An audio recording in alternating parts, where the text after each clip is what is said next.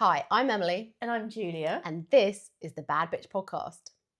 It's so good to be with you as always. It's always great to be with you, darling. I feel like we're doing 80s morning television vibes with our outfits today, but I really like it. We need to finish watching Rivals. We need to finish watching Rivals. It is our inspo. Exactly.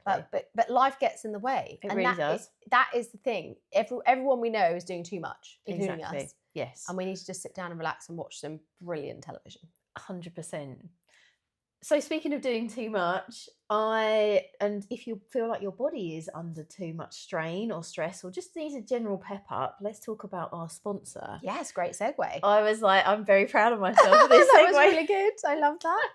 Segue queen. Segue-tastic. See what you said before. Did I say that? Yeah, it's so good. So this week we're sponsored by the lovely Oliver Wellbeing, run by wonderful Rebecca alongside her team. She has not only really experienced osteopaths, but she has massage therapists there too. And she's just so good at what she does. She really knows her shit. I'm going to just say it. And the way Rebecca works is very intuitive. She's going to meet you where you're at. So, you know, we've all been for those massages or those appointments where we just come out more broken than we were than before. Yes. Absolutely not the case with Rebecca or any of her team. She's going to meet you where you're at. She also is very good at talking as well. It's like she does it in a really great way. It's like not only are you having like therapy on your body, but your mind is having therapy as well. I love this. And just that she has fixed me a number of times. She's fixed James and a number of his clients a number of times. And James, as you know, is one for ultra hiking. He regularly will walk 100 kilometres. His body. He's our UK's very own David Goggins. Yeah. He's going to love that you called him that. Although he'd probably be like, don't put me in the same bracket as David. No, he really is. He puts his body through so much. He really does. That's kind of unnatural. So you do need a support team to help you take care of your body. And because he's been doing what he's been doing for so long, like over 15, 20 years, he is very fussy about who he lets touch him. And Rebecca, as he should be, in a professional setting. Yes. All I'm thinking about is like Rebecca, and she's like, "What are you saying about this?" Is like, she's like, it's a very weird sponsorship slot. That went really off piece there. Let Rebecca touch you. Yes, let Rebecca touch you. But yes, in summary, our sponsor this week is the wonderful Rebecca from Oliver Wellbeing, based in Maidstone. Very experienced, wonderful osteopaths that will intuitively, they will meet you where you're at and they'll help you through injuries, whether you're looking to navigate everyday life, the stresses and the strain and the stiffness that comes with like office and sitting at a desk a lot of time, or if you are at the extreme end of the scale and sports and high performance and ultra running and all the rest of it is your bag. She fixes many runners, many marathon runners all of the time. So she is your gal with her team. Fantastic. Oliver Wellbeing in Maidstone. And, yes. and one thing I would say is that often we wait for things to go wrong before we get that kind of support. It's actually really good to go proactively once every month or once every couple of months. Definitely. To be assessed, aligned, to have a massage or what have you, so that there's a professional who's keeping tabs on your musculoskeletal system and basically making sure you're in good shape. And that's an investment in your future health. You don't want to wait until you're having lots of niggles and pains. No. It's going to be so much better if you get someone to say, well, actually, you're a bit out of alignment here, or you're storing your attention here, let us release it. So be proactive about that part of your health. Definitely. Because we do tend to get very like caught up in the exercise, the nutrition, but we don't pay attention so much to our recovery, which is very key. It's just like having an MOT for your car. Exactly. We 100% need it. Exactly. Great sponsor. Love it. Do you want to talk about pop culture? I do. So I'm sure you do know it, the Mont Saint Michel, wonderful abbey in Normandy. I've been there many times. Have you? Yes. I've been there and I loved it. Beautiful place. So they recently, at the beginning of June, had their first wedding in the abbey. You can get married there. No, I wish we could. No. Near Mortal. So in the abbey itself, there hasn't actually been a wedding for over 1,000 years in the abbey, because typically it's where the monks lived and it was more for daily worship. You can get married, my understanding is at the Mont Saint Michel, but in like the chapel, like lower down. Yes. But actually in the abbey, they had the first wedding for 1,000 years, and what a wedding it was. So you had Ming Chi and Mario Ho, get married in the Abbey at the beginning of Sorry, June. who are these people? So, Ming Chi is a very successful Victoria's Secret model. Right. She is the first real Chinese supermodel to come out and put like China on the map. And Mario Ho is the son of Stanley Ho, who is responsible for building Macau into the casino sort of empire that really is. Wow. He also is very successful as an entrepreneur in his own rights. He has a huge business interest in esports, and he is part owner of the Boston Celtics. It was part of the conglomerate that owns So are that. they Asian pop culture royalty, basically? Yeah.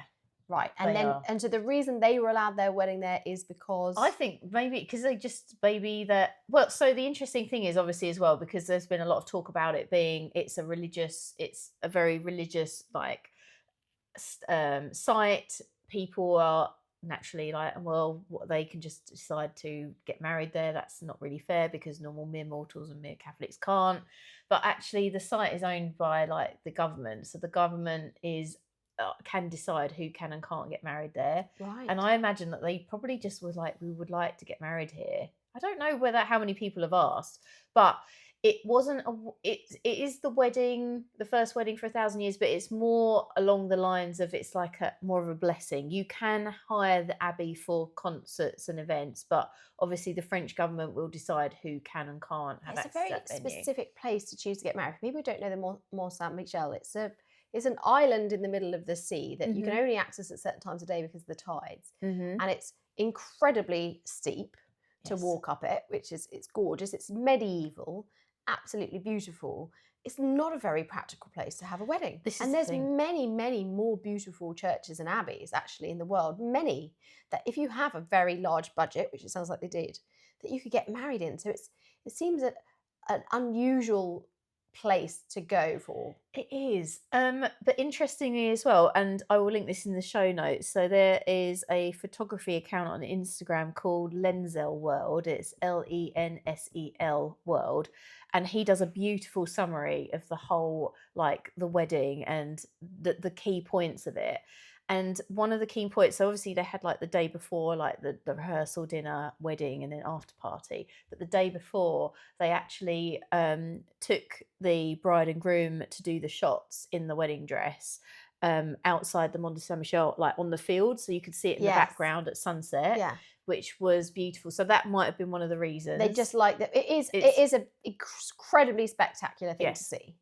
So maybe they just like the scenery. Yes, maybe, because it I do really like, have a look at these shots, just like Madonna last week. This is something again that has to be seen to be believed.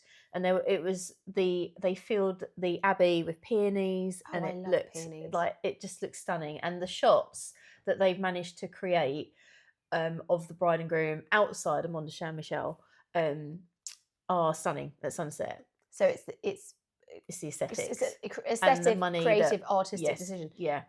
I know I don't talk about pop culture, but can I bring up a celebrity wedding? Of course. Can I just go on? One final thing. So her dress as well was Dior. It's haute couture from Dior, and it's significant as well because it's the first real sort of like insight and the setting of Jonathan Anderson's vision for Dior since he took over. Oh wow! Because he is now the creative director, and he replaced two people. So you had a lady who was responsible for running women's wear at Dior, and a gentleman who was running the menswear division, and now you just have Jonathan Anderson replacing both of them as the creative visionary for Dior. And it's significant because it's his first sort of like very public outing into like displaying like what his vision could look like. And what did you think of the dress? The dress was lovely. It's very simple, very classic. Right. It was stunningly beautiful, and it's really funny because if you look at the video on Instagram again, it shows how they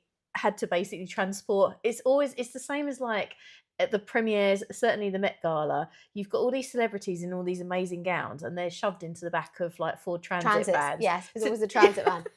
So she was transported to the to the field and put on the in a in a Ford Transit, which is van. like so unromantic because know. you want a lovely old vintage car, don't you? Exactly. There's But talk about well, I was going to talk about another celebrity wedding, but I think there's this point also where sometimes we think, well, that's all very ostentatious, but actually, the couture fashion world needs patrons, needs people who are going to spend crazy money on wedding dresses and other couture clothes, because that keeps the couturiers alive, and that is the creative center of fashion, and that's also where a lot of the old traditional seamstress skills, embroidery skills are kept and passed on. So you actually need people who have crazy budgets, who are willing to spend lots of money on couture for the fashion that we enjoy day to day in a way to exist. yes. So that's a kind of patronage of the arts is wearing couture gowns. So I'm a big fan of that.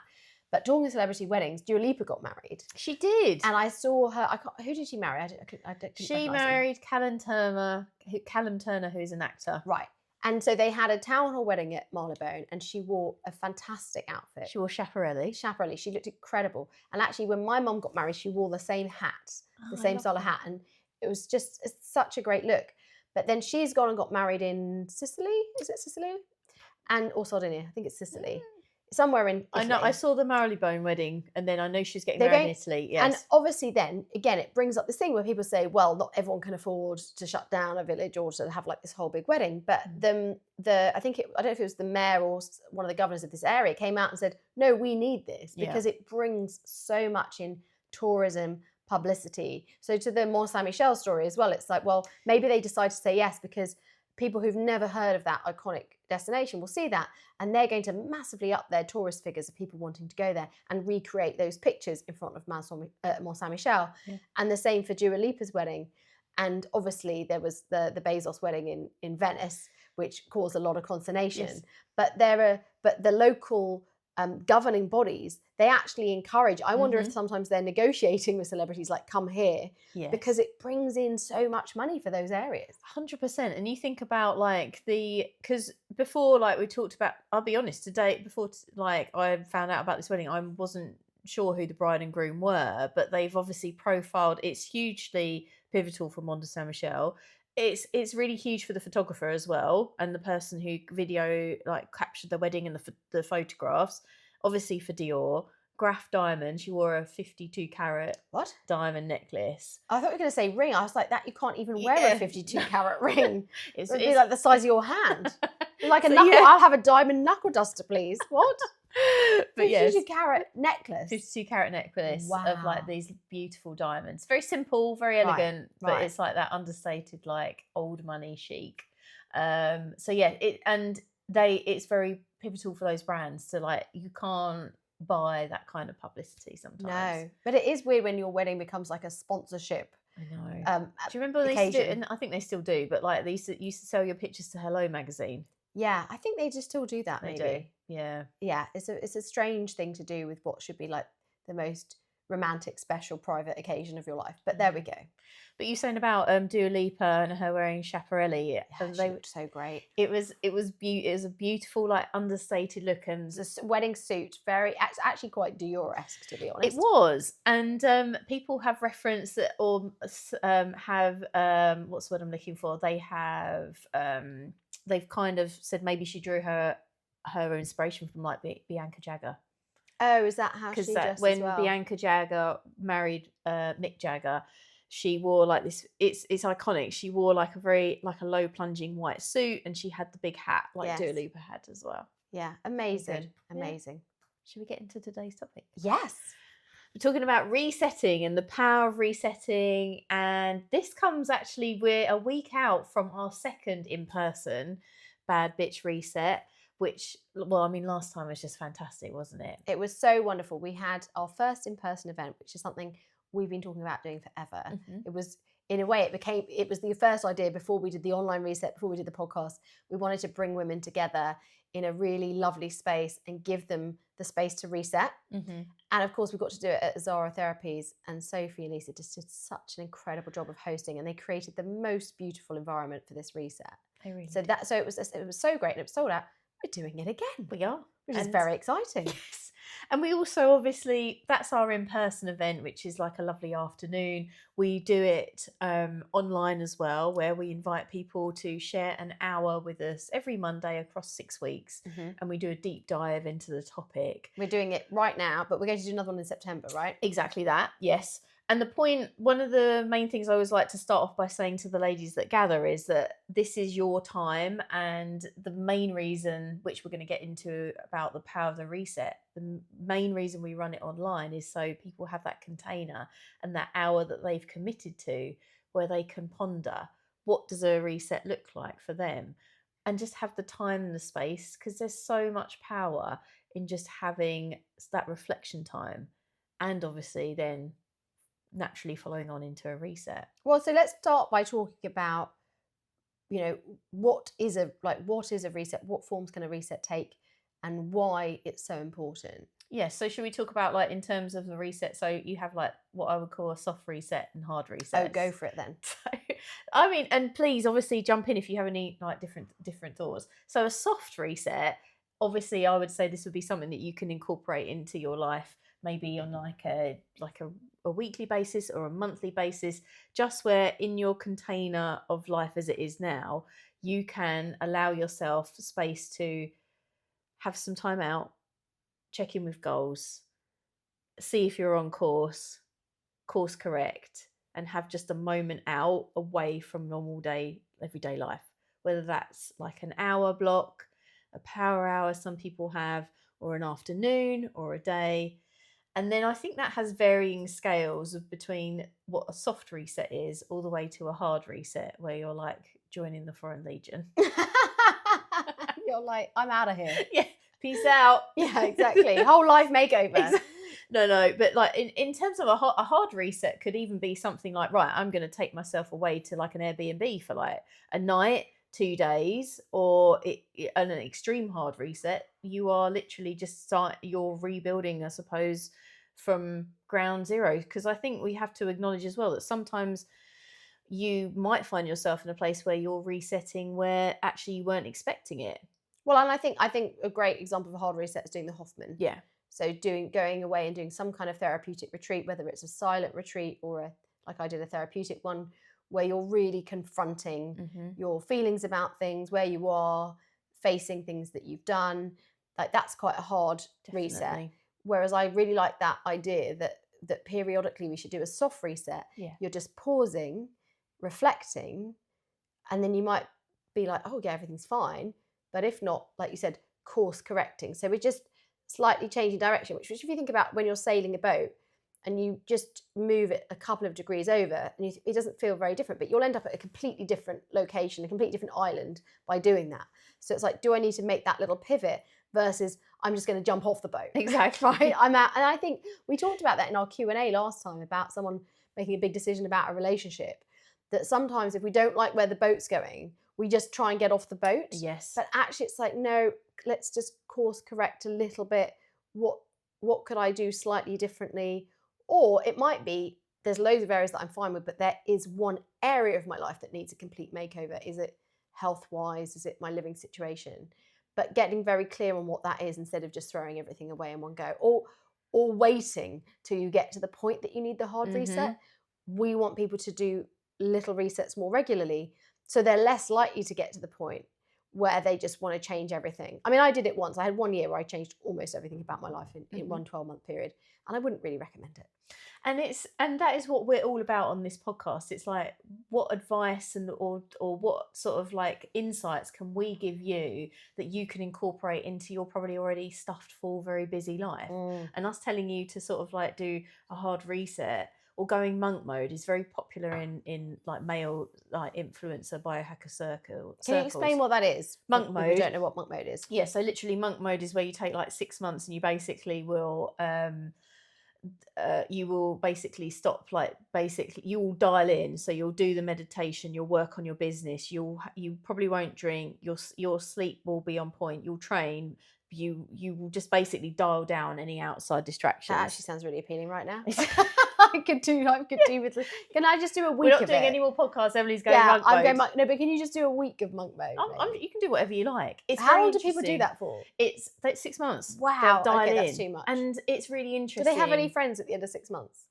Sometimes, or they've got different friends anyway. Interesting. But it's interesting as well when you think about monk mode, because we did talk about like this before about whether, because I said, what about if we talk about monk mode, and you said it's not really relevant for like, because women don't have that option, which I completely a lot of women won't have that. You'll just say, well, yes, but I've got children to feed and a mum to take care of and a job to do. Exactly. And so I'd love to have the option to dial all of that down. Well, can you? Where's the dial? Like, where is it? I want to go monk mode. Send me to the Abbey. Send me to the Mont Saint Michel. Michel. Like, where's the giant pause button? Yeah. But I think also sometimes that's where we see women go and do it like a yoga retreat for a week. So they hit the pause button and they feel better, but then they're coming back to the same thing. Yeah. So it didn't really reset anything. Because having been there myself, I would say as well, it's like when you take yourself away, or even like if you're having fun or doing something nice, it's always like that there's this black shadow, or there's just always something there that's just, it's like the reality of life that you've got to get back to sort of tends to sort of like dial down the colour and the fun that you're having in the moment, because you are like, your brain will still be preoccupied by it and you can't fully enjoy the moment. Therefore, having the small soft resets, I love that, it just becomes really sort of pivotal about helping you go, right, okay, this is where I'm at. How am I going to do it? But similarly, as we said to this, I think it was the same listener last week about the relationship, it's taking yourself away from that emotionally difficult situation so you can think more calmly and think more logically, so you can breathe and you're not in this space where you're constantly being asked to respond all the time. And then you think, I need to quit my job, or I need to change this, like completely change this relationship. And it's just that you need that, like, to step away and have a bit of time for you and work out, what are the actual things that I'm finding hard about this job or this relationship, and how do I work on those things, or how do I create a bit more space for myself, but without having to, throw everything overboard. And so if like we're going to describe for the listeners like what a soft reset would look like for you, maybe. So for me, a soft reset is turn my phone off for 2 or 3 hours so no one can reach me, and sit out in the garden or sit up in my bedroom, sit somewhere very peaceful, get my journal out, look at my goals. I quite like to write a stress list. Write down everything that's on your mind that's stressing you out, not trying to solve it, but just so you can get that off your chest and kind of park that for the time. And then just think, first of all, like, go into gratitude. What are all the things I'm really happy about? What's going really well? It's a very good place to start. And then go, what am I not loving right now? And what, if anything, do I want to do about it? Or what would I like to be different in this area in a month's time, for example? And what changes could I make? And again, sometimes you do that and you realise the changes aren't that radical. They're often about, do I need to manage my schedule a bit differently to make a bit more time for me? Am I over giving in one area and under resourcing another area? Is it that I need to increase my self-care? Is it that I've been saying yes to work opportunities, but I need to get more, I guess, a bit monk mode with it, get a bit more focused on one particular area, but not for 6 months. It might be just for this month, I'm going to focus on this one goal because I've got too many goals on the list. Let me just laser focus for this month, get this thing dealt with, and then on to the next thing. So it's giving you time to reflect and focus. I do sometimes think, though, even in those small moments, it's worth asking big questions. Things like, if you removed everything about my life right now and I got a complete restart, how would I design it? And it's not because you can then make that happen, but sometimes it's very clarifying about, well, what does my heart really desire? I like asking questions like, if you had £10 million in the bank, what would you do differently? Not because I can magically give you £10 million, although I'd love to, and not because £10 million would definitely make you happier. It probably wouldn't. But because it gets away from some of the restrictions and kind of frees your mind up to say, well, actually, like, I know if I had that much money, I would still live in this area of the country. I still really love living here. I would still have the same friends. I would still do most of the same activities. I would still do my work. But it's a really good question, because in the past, I've been able to answer that question and go, well, if I had £10 million, I definitely wouldn't live here and do this job and do these activities. So even though it's a little reset, sometimes I'm asking myself a big question. I love that. And it's so true, because we do get caught in it's like, I'm in this situation and I'm not really enjoying it, but at the same time, I'm not quite sure what to do about it. And when we remove ourselves and we ask ourselves, well, if I had £10 million, yes, people might say, well, it's not realistic, but it is so powerful and so good for our brains Yes. because it's like we're removing all the barriers. We can play around with imagination. What is it that I actually want? And our brain loves that. It's built for pondering. It's built for finding the solutions to things. And also, it's like we've got no skin in the game at that point. We're just playing around with what I might like to do. Yeah, And that's the right word, play. Like, try and create enough space in your reset that it can feel playful. It's not like, right, I've got an hour to redesign my life right now. That's yes. not the that's not the vibe we're going for. It's more like this is a playful, creative time out. Yes. And I think for me, if I was going to do a soft reset, I would take myself away from I know you said you go to your garden. I find it really helpful to take myself far away, but like to the seaside or to a beautiful view, somewhere where to take myself, so to create that mental distance from the situation. I find it helpful to create physical distance. Yeah. Buy myself a lovely coffee, be on and some cake maybe. Just Mm-hmm. be on the beach, do the favourite things, like the lovely simple things, and just be in a lovely place. And then unlock, because when you've changed your environment as well, you can unlock that power of imagination so much easier. So maybe for people listening, think about which environments do you feel clarity or peace or creativity in? Yes. And how do you take yourself into that space? And it's going to be completely different. Some people it's the beach, some people it's a really nice cafe, Mm-hmm. some people it's being around other people it's being in complete isolation. Think about what's that space for you and try out different spaces, try out different formats. I like to write by hand and I like to have a nice clean notebook to do it. Some people like to record themselves talking about it. Mm-hmm. Some people like to just do images or do a vision board or do a Pinterest or mind map or sketch it out. Find the experiment and find the medium that works for you. But I think asking yourself questions about what am I loving right now? What am I not happy about? What would I like to change? If I had the magic wand or I had the £10 million, what would I be changing? And then what's an area I want to focus on for the next few weeks?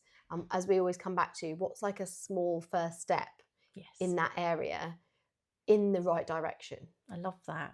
And I think if you're in that space where you get yourself to like your location and you've got your notebook and you're finding actually I don't know what to do, that's fine. That's absolutely normal. And similarly, if you feel like, oh, I can't really be bothered to go to the beach today and think about this, or I can't haven't got the time to go, that is absolutely fine. It's very normal for our brain to have like resisting around it, yeah. doing something new. If you can push through it, so even if it's like I was going to go to the beach today, but actually I'm just going to go to my favourite local cafe instead, perfect. Like you said, the small steps, make sure you still do the action, but make it as more comfortable as you can. Yeah, or just say, well, I'm just going to sit there with my notepad, but if I don't write anything, that's okay. Now, some people actually process better in conversation with other people. Mm-hmm. And that's why one of the reasons we did the online and in-person reset, because of the wonderful conversations and because the women bring their perspectives or their experiences. And sometimes you need to hear other people's experiences. So I think if that's you, find a friend and go for a walk and just say, can we have a little check-in and talk about where we are and where we want to get to? Or sign up to our next reset, because we give you, some people need a structure. We give you a structure to take you through key areas to reflect on each week. But acknowledge if you need that format or you need a bit of accountability, maybe doing it on your own at first is going to be a bit challenging. Like, find the right people, find the right format, experiment with that.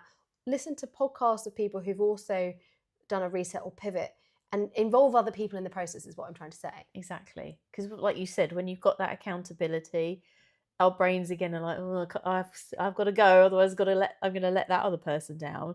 And then the more comfortable your brain gets with it, the easier it then becomes to step into that space and start unlocking that creativity. So that's the kind of like nice little reset. But let's talk about the hard reset, right? Because I've just done one. Have you done a really hard reset, like an everything life reset? I mean, I moved, I got divorced, I changed my job. Well, I left my job, I set up a new business. I'm not sure there's many parts of my life that I didn't change in that year. Maybe, yeah, there was actually one time, yes. So, but I actually, for as much as you know, like as much as I sometimes will hide in the shadows and be like, I'm really scared, I don't want to do it. Actually, when I get going with change, I'm actually fine with it, So you and I can't, take to it quite well. But yes, it's the getting into the swimming pool to swim that actually. But once you're in, once I'm in, you let's start change making the everything. It's change. like, let's do this, let's do Right. this, let's do that. So let's talk about it for people who either are in the middle of a hard reset or maybe feel like they need one, because I think it's worth talking about how to do that healthily, because we're not trying to say don't do it, because sometimes that's how life plays out. And in my case, one thing changed and it became this catalyst for me to look at and change everything else. So there was people might say you didn't pace yourself very well. I mean, I really didn't. But I also couldn't not do it that way, because there was just a trigger that triggered all these other changes. But I think if people are going through that, there's some things you can do that take care of yourself better. Or if you're feeling like that, maybe we can empower some people, because actually sometimes, yes, it's a hard way to do it, but changing a lot of things at once, it's like a shedding of a skin, like a snake. And actually, sometimes that's better than dragging the changes out over 10 years. It can feel very cathartic. And remember, like, if you make the changes and actually you're like, maybe I should have made some like different decisions, you can always pivot from that decision. You can course correct, like you said so beautifully about the boat in the beginning. You can always just tack and like change your course. It's never, you're never committed. Again, when the chips are down, our brain will be like, it's this or this thing. Yes. It won't look at it's black, it's white, it's this or that. But actually there's so much grey area, which grey area gets a bad rep, but there's so much grey area that you can play around with as to where you are and what decisions you do. Well, let's start before we do self-care. When you do the big reset, I think it's worth flagging some of the triggers for those big resets. I think women go through quite distinct life phases. So I think sometimes, just before you have children can feel, or you're ready to have children can feel like a time for that. Having had children can precipitate it.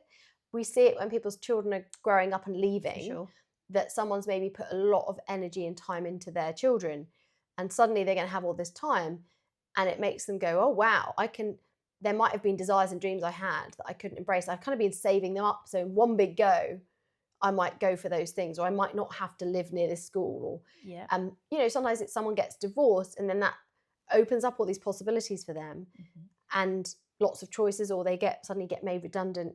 So sometimes you get an opportunity. You don't have to take it, but you might get a change in life circumstance. That means if you wanted to, you could change a lot. You could move, you could change your career, you could start a new relationship, you could change your hobbies, you could travel. So I also think if that's coming up or that's happened, do think about, do I want to take advantage of this life moment and change a lot of things? Or be honest with yourself if that's not for you. Don't feel pressure that you should change everything just because one thing has changed. And it's interesting because I had a client say to me the other day, she was like, she's going away, and she was like, I want to kind of start it as like a blank, like I want to basically cut it so I can just start as a blank page. And first, like, all of your experiences make you into the wonderful person you are now, and believe it or not, that will help inform you what you do and don't like going forward. But also, if that's what you want and you want to start with a blank page, what is it that you find appealing about the blank page? Start by writing down like the feelings that you're seeking. What is it that you associate with having a blank page? Is it that you have freedom? Is it that you are stepping away from like certain people in your life? Yes. And what is it that actually makes the blank page appealing? Because then that will inform you how you can then start to actually put those into actions into a life. Yeah, and the flip side, if we're talking about this blank page exercise and you think, I really don't want a blank page, that's wonderful, because that's saying there's loads of things about your life that you would choose again. Yes. When I used to work as a stylist, because I have done 10 million different jobs, I would go into people's wardrobes and I would say, would you buy this again? Like, if you had the money now, or if you had the money in your pocket, would you buy this item again? And I think it is a really good exercise of going, yeah, I know it's a bit mean, but would I choose this relationship again? Would I choose this friendship again? Would I choose this house again? Would I choose this job again if I could pick it right now? So that's quite a good question. And you're right. If you want a blank page on everything, that's quite telling. Yes, for sure. So once you're in, if you're in right now the big changes, then I think there is self-care in this. I think we have to go, it can be extremely liberating, and you can get a lot of positive energy and positive hormones around it, but you also have to acknowledge it can be quite tiring, Unnerving, unsettling. Yeah, it can also be very unsettling for people around you. So you might be fine with what you're doing, but you might have to put up a bit of a protective bubble against other people's emotions or projections. You might be careful who you choose to tell about the changes you'll make. I talk about this a lot in my book, that you don't have to share everything with everyone, because you're inviting in their perspectives, and maybe you can handle all the change, but they can't, and you don't need to experience their response to it. So you might tell people a bit later down the track where you've got to. So I think those are a couple of things. What else do you think people can do to support themselves kind of emotionally or holistically when a lot of things are changing in their lives? I think when you're going through a period of a lot of change, having your sleep right, which is so important for your physical well-being and your brain's well-being, is hugely important. Also making sure you're hydrated, I'd say, as well, because your brain, when it's dehydrated, is just like a little sleepy little bear, and it won't be able to all that wonderful creativity and pondering power is just going to go out the window, because you're just going to feel like poop. Making sure you're fueled well as well, and just making sure, like you said beautifully, there will be people that will find the changes unsettling, but it's important as well that you protect your energy as well, because there may be people in your lives that are invested in you staying the same. Yes. And so if you feel like, no, this is what's right for me, I need to change, and this is the direction I'm going, you need to set up like a little protective bubble around you, it doesn't necessarily need to be for like forever, but just like to create a little bit of distance while you navigate this change that's right for you. And maybe find new communities or new friends of people who are where you're wanting to get to or where you're going. And because there'll be a really supportive environment. Like when I left my job in banking, I immediately sought to be friends with other female entrepreneurs, because that was the world I was moving into. They would really understand it. And I've met loads of amazing people, including yourself, in that process, where the other friends just saw what I was doing as incredibly risky. And so I still friends with them, but I needed to be around people who could be really positive about what I was doing, and also actually helpful and say, well, we've gone before you. And this is where the power of the tribe for women is so important. It's great to have women in your circle who are older and younger than you, but the women who've gone before you, they've done the challenges, they can encourage you, and they can also say, yeah, don't waste your time doing this, or this really helped me.